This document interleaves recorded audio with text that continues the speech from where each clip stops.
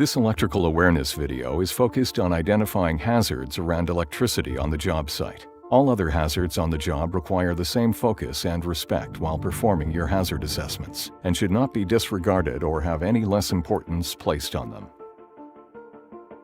Electricity is all around us. It is an essential element in our daily lives. Nearly everything we do is connected with electricity. On the job site, working around electricity can be very safe when workers properly identify and mitigate the hazards. If hazards are ignored, electricity can strike out, and its effects can be devastating.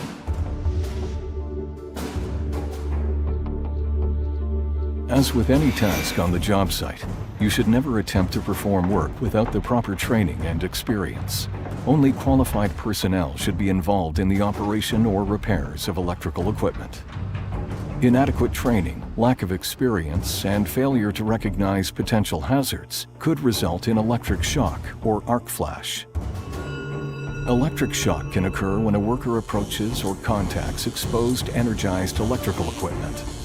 Workers' exposure to electric shock can vary from a tingling sensation to involuntary muscle contraction causing respiratory paralysis, ventricular fibrillation, and severe internal and external burns, and even death. The victim is also at risk of other serious physical harm, such as falling from heights. Arc flash results from two electrical components sustaining an arcing fault. If conditions are correct, an arc flash will result, followed by a blast wave containing molten metal, shrapnel, and toxic gases. No matter the severity, any worker exposed to any level of electrical shock or flash must seek medical attention. While electricity has the power to seriously harm you, the risks of electrical shock can be mitigated, and work can be safely carried out without incident. Electrical safety begins with the proper use of field-level hazard assessments and identifying the potential hazards. Your hazard assessment is the first step in protecting you and everyone else on your job site from any associated hazards, which may include electric shock. A brief inspection of your job site will help identify other potential electrical hazards. While performing your walkthrough, look, listen, and smell. This will assist you in identifying the hazards on your site. Adequate lighting is a must in your work area. If light levels are too low, additional lighting must be installed on either a temporary or permanent basis.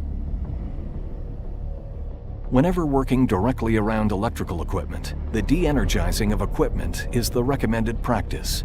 De-energizing equipment removes the potential for electrical shock as power is removed. This can be achieved with the proper use of a lockout-tagout system. While basic procedures may vary from site to site, it is essential for you to understand the lockout-tagout procedure being used at your job site. One thing that does not change from site to site, however, is that you may never remove another party's lock in a lockout-tagout system. Before using any electrical cords or tools, always inspect individual items to ensure they're in good working order. Faulty equipment can lead to personal injury and poses a risk to all those on a job site. If items are damaged or are in poor working condition, tag the item and take it out of service for repair or replacement. Always know the locations of fire extinguishers on your site. These should be rated safe for use with electrical fires. Common practice is the use of a dry chemical type ABC fire extinguisher. Depending on the type of work you're doing, a hot work or electrical permit may be required. Always ensure you're in compliance with your site-specific policies and procedures regarding permitting controls. Always consider overhead hazards in your work area. Power lines are an ever-present danger due to the possibility of electrical arcing or direct contact and should always be marked. High voltage hazards can also be in the ground. Line locates are required by law before any ground disturbance takes place. Always call before you dig.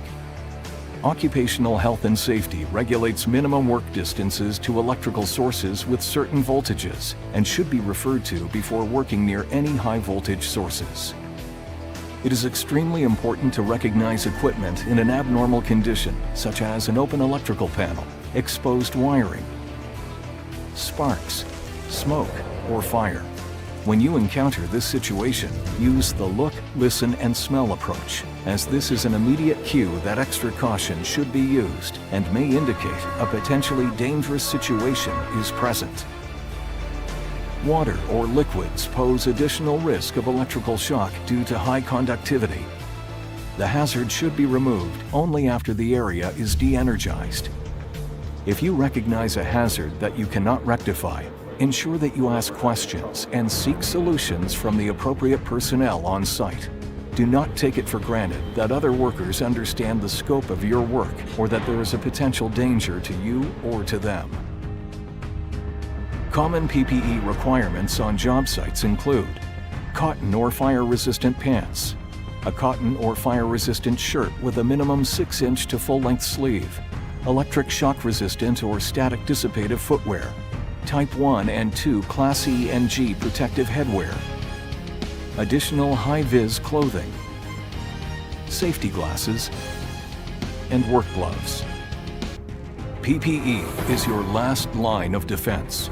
Do not use PPE as a substitute for the opportunity to control or remove existing hazards.